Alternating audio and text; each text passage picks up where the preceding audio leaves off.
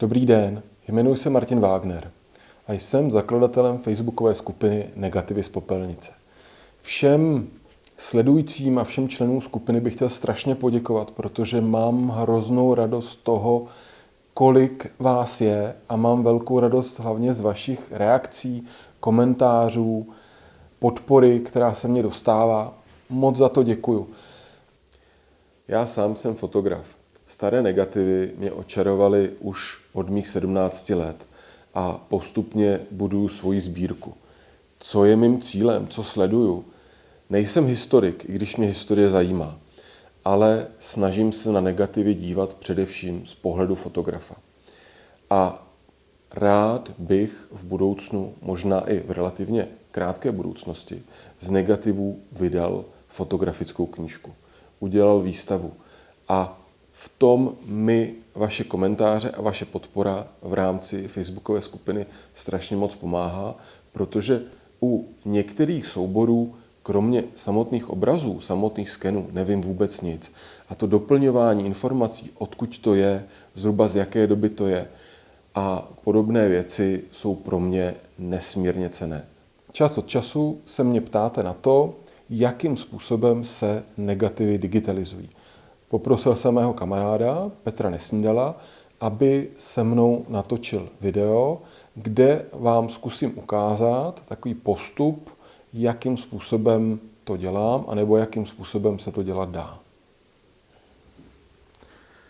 Takže pro začátek vám ukážu 3 druhy negativů, který já zpracovám nejčastěji a vy, pokud budete zpracovat nějaké negativy, který budete mít třeba doma po rodičích, po prarodičích, tak se s nima taky setkáte.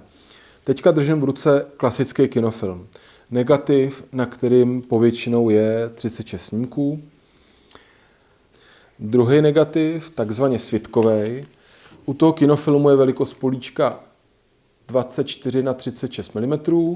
U svitkového filmu jsou v tomhle případě konkrétně jsou ty políčka 6x6, ale můžou být 6x4,5, 6x6, 6x9, 6x17, různé velikosti, ale ta velikost 6x6 a 6x9 je nejčastější.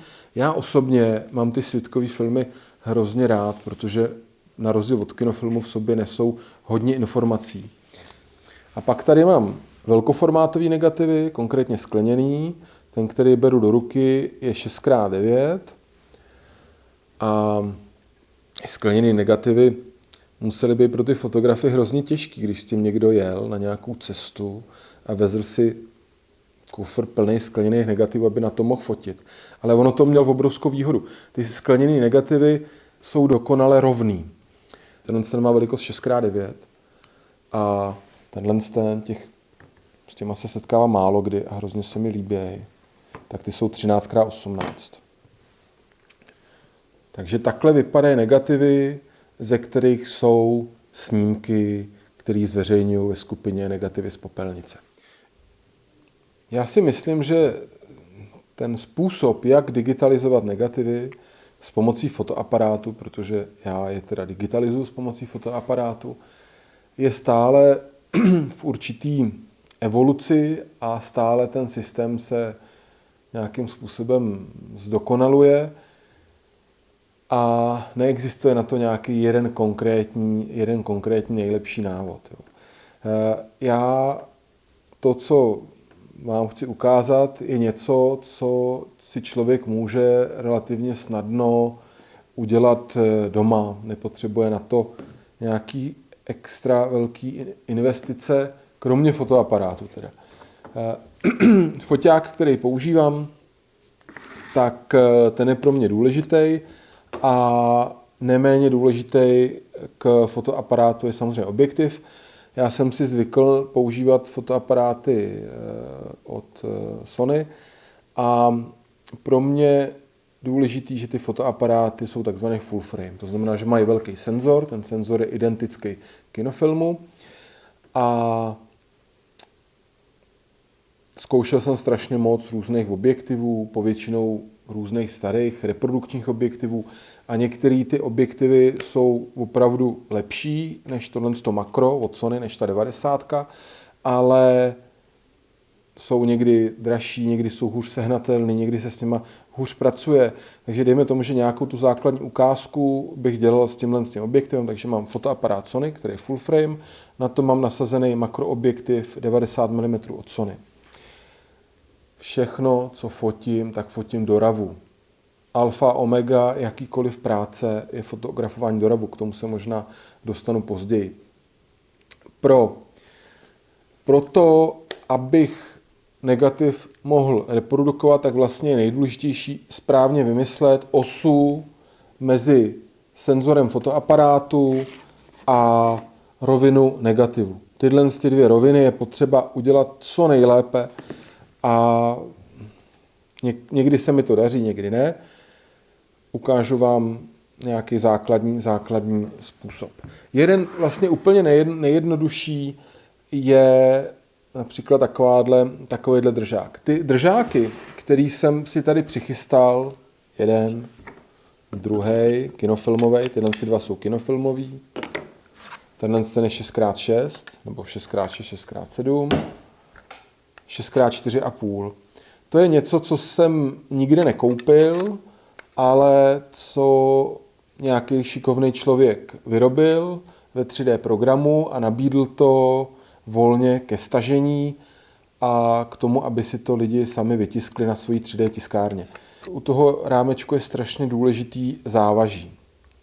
Takže rámeček spodní je jenom rámeček horní je s olověným závažím, protože to závaží vlastně vyrovnává potom ten negativ, aby se co nejméně kroutil. Takže kinofilmový a na střední formát. Tohle je taky volně ke stažení. Myslím si, že jsem to našel na webových stránkách od Průši a hrozně se mi na tom líbí to, že už to nějaký šikovný člověk vymyslel tak, že pokud mám objektiv od Sony 90 mm, mám na tom sluneční clonu a na to si dám takhle to, co jsem vytisknul, myslím si, že to ze 2 kusů, tohle je jeden kus tisku, tohle je druhý kus tisku. Nasadím to na objektiv, tady dám nějaké světlo a teďka nemám rukavice, měl bych mít rukavice. Tak. Negativ má 2 strany, podložku a emulzi. Já mám takový pravidlo, že všechno, kromě skleněných negativů, fotím podložkou nahoru, emulzí dolů. Tak, teď se nechci ustřihávat od negativu něco, co je důležitý, ale vlastně úžasná věc, vymyšlená. Strčím kinofilm, skoro tam vešel.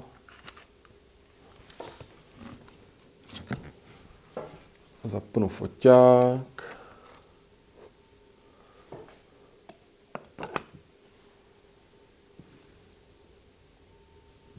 A to takhle zkusím jako nastavit na vás. Petře, je to vidět? Není. Takže úplně jako jednoduchý způsob. Udělám fotku, posunu negativ. Další variantou jsou tyhle rámečky. Ku příkladu na ten světkový film.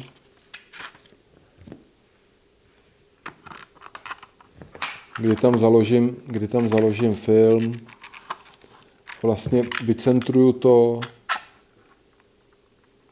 a ručně to posunuju dál a dál. Jo. A díky té váze tam ten negativ velice dobře drží. Mám tady připravenou pro natáčení takovou relativně jednoduchou sestavu, kdy vidíte fotoaparát, makroobjektiv. Fotoaparát s objektivem drží na takový jako konstrukci od zvětšováku, v tomto případě je to konkrétně reprografický stojan.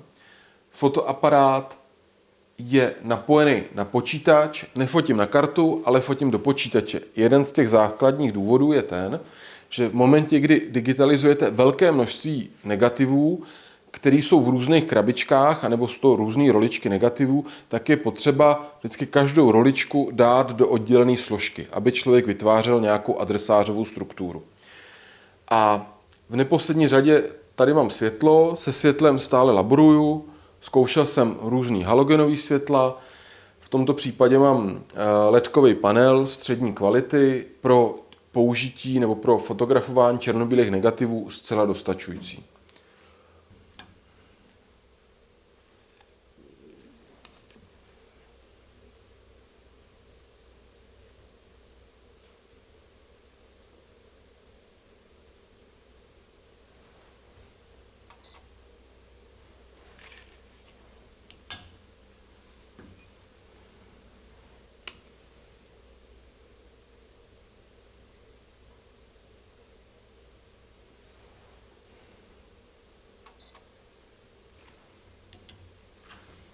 Povětšinou si k tomu pustím nějakou audioknížku.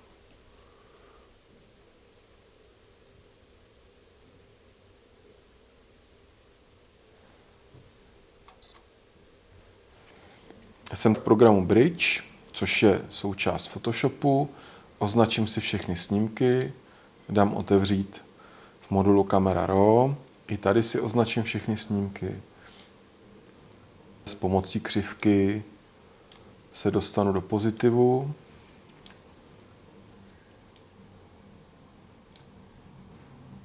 Odsaturuju a můžu si udělat ještě výřez.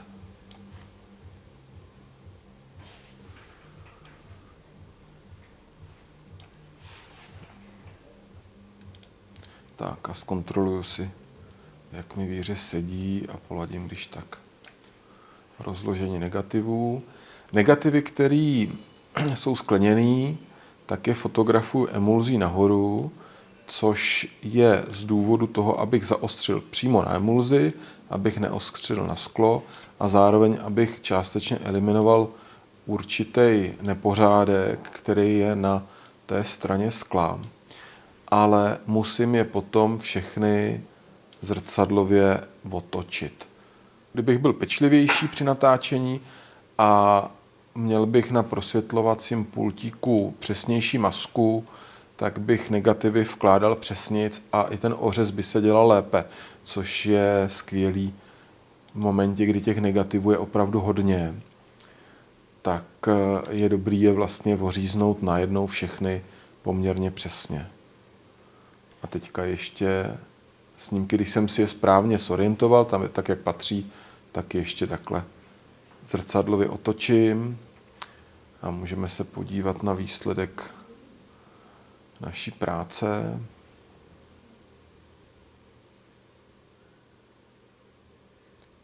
Ještě tam máme jednu složku, takže ještě otočím všechny negativy v druhé složce, že označím si je, otevřít v modulu Camera Raw. Pokud nemáte Photoshop, tak doporučuji koupit, Pokud nemáte Photoshop a nechce se vám cokoliv kupovat, tak buď bych si stáhnul program, který vyvinul výrobce vašeho fotoaparátu, určitě od Nikonu, od Canonu i od Sony takový program je pro editaci fotografií ve formátu RAW. Případně ještě jsem viděl program, který se jmenuje RAW Therapy, který je taky zdarma a vlastně to, co já tady dělám ve Photoshopu, tak by se dalo dělat v tomhle programu RAW Therapy.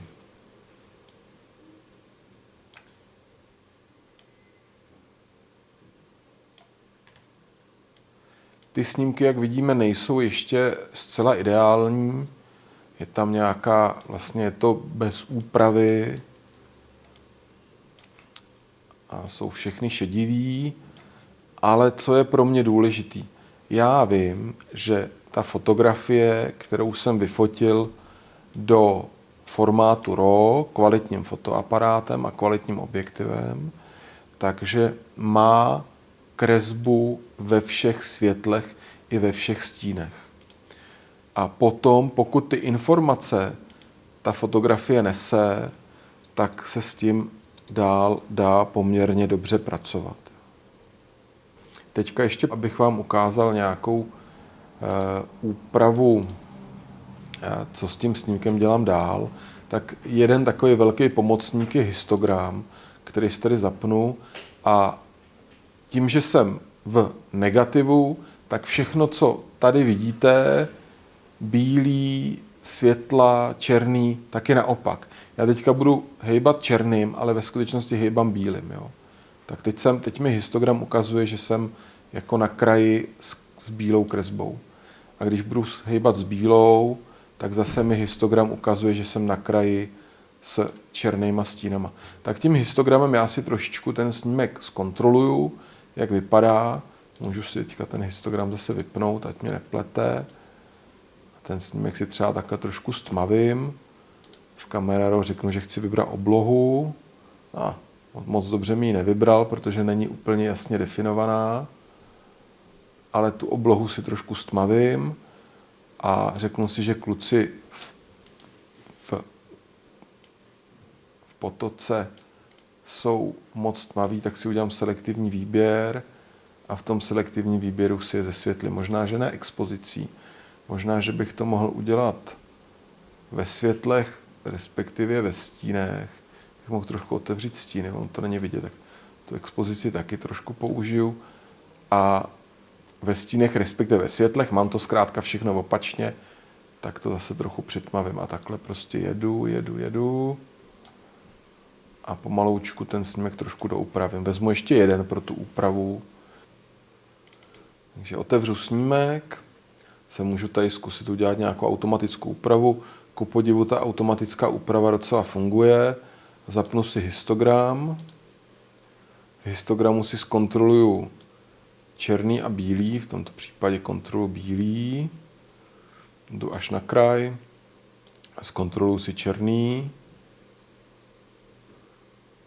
Teda můžu hodně zatmavit. Histogram si vypnu. Podívám se do expozice.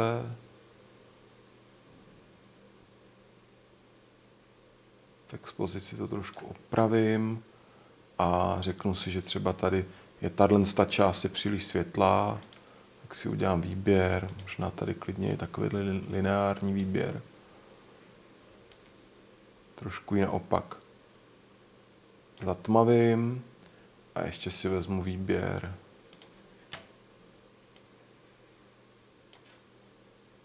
A zase naopak kluky zesvětlím.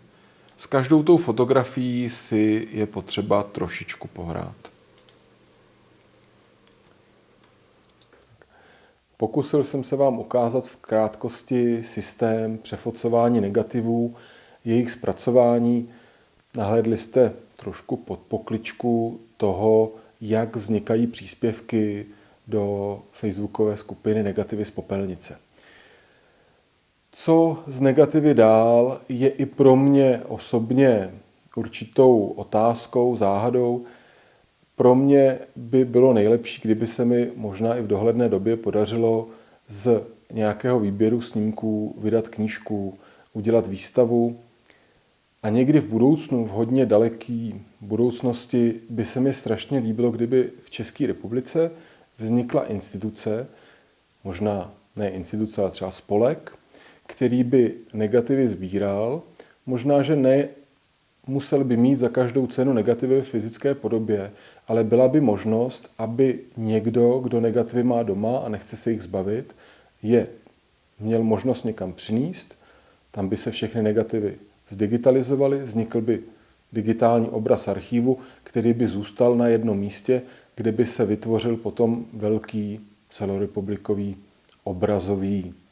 nějaká obrazová kronika České republiky. Tak to je něco, co by se mi hrozně líbilo, kdybych na tom někdy mohl v budoucnu pracovat, ale zatím v tuto fázi já zvládám jenom negativy sbírat, digitalizovat, dělat z nich výběry, publikovat je na sociální síti a hrozně rád bych z nich vydal knížku. Těch způsobů přefocování nebo zpracovávání negativů je mnoho.